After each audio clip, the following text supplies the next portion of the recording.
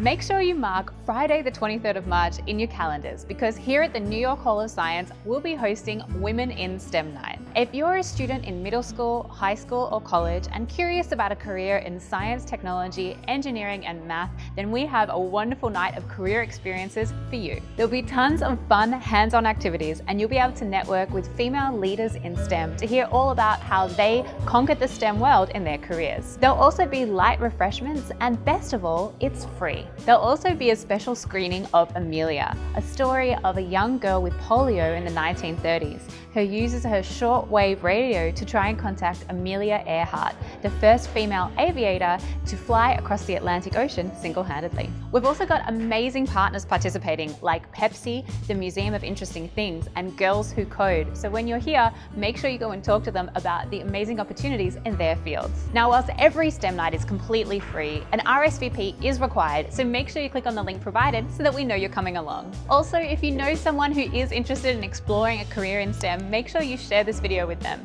This is the perfect opportunity for groups of friends to come along and explore all the incredible opportunities in science, technology, engineering, and math. So I hope to see you here on Friday, the 23rd of March at the New York Hall of Science.